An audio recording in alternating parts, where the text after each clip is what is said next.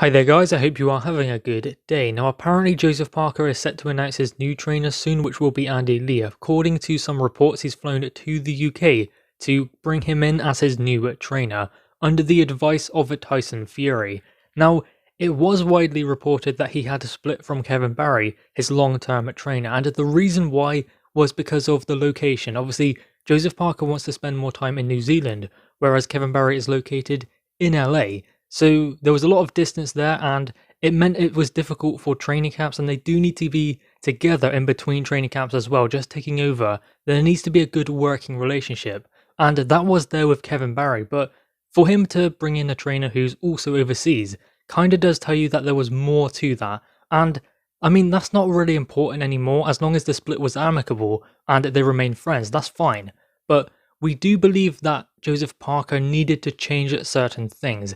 There were things in his fight game that needed to be adjusted, and usually in the heavyweight division it's a fighter who needs to learn how to box more so than anything else. I mean, especially if you look at someone like a Deontay Wilder, whereas in this situation I think it's a boxer who needs to learn to get stuck in a little bit more, because the thing about Joseph Parker is he has a great potential. He's got great hand speed, a good amount of power, he's a heavy guy but can move well, not really fast feet, but he has good movement, and he has a great chin as well. So imagine the kind of matchups he could get stuck into. I mean, the Dillian Whyte fight was brilliant. The AJ fight wasn't so good because as soon as he fell out of range and he understood that AJ was keeping him on the end of that jab, what he had previously planned to do was double up behind that jab and come around to the side. But that didn't really work in there with AJ. And once he was out of distance, he rarely tried anything else. He did try to get on the inside, but that didn't really work either.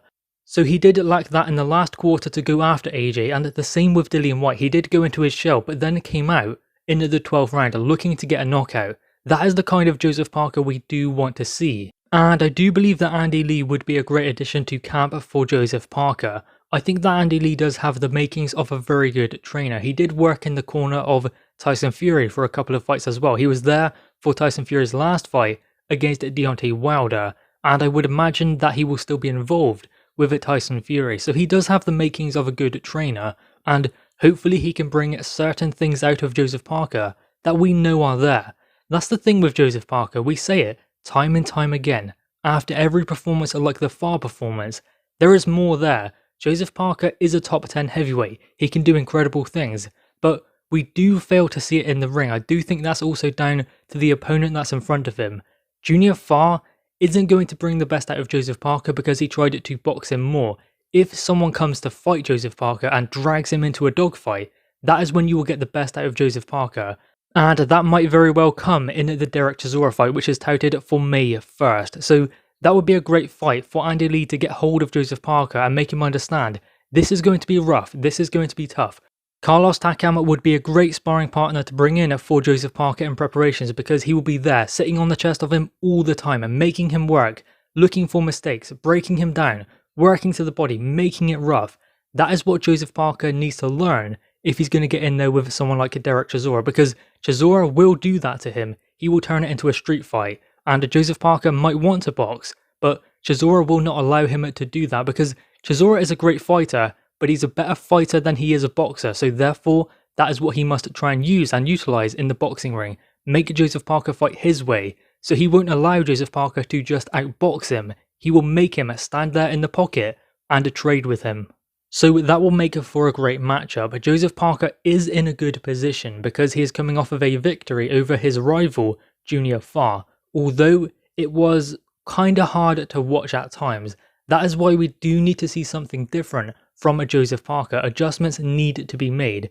Again, going back to the fact that Junior Farr boxed him, kind of amateurish as well. That was never going to bring the best out of Joseph Parker, but it is on Joseph Parker to go after that fight. I do believe that maybe he gets too much stick for that fight because, I mean, it was a Junior Farr's fight to win as well. We can say that it was Joseph Parker. He's like the A-side, he's the big name, he's the one who has to make a bigger statement. Not necessarily. Junior Farr has to as well. He's the one who's got himself into a great position to fight the #1 New Zealand heavyweight in Joseph Parker and one of the top 10 heavyweights. So it's not all on Joseph Parker, it's on Junior Farr as well. This is his coming out party. He needs to stamp his authority on the world stage by going out and making a fight of it, making it rough, making it tough. In that fight, it seemed like both of them were almost being too polite, and no one grabbed the fight, especially in those championship rounds. That was the most important thing, and Junior Fart is as much to blame for that as a Joseph Parker, so it just wasn't a great matchup of styles, but a style like Derek Chisora will bring different dimensions from Joseph Parker. That is why that is an exciting prospect for May 1st, and it seems that Andy Lee will be in the corner for Joseph Parker.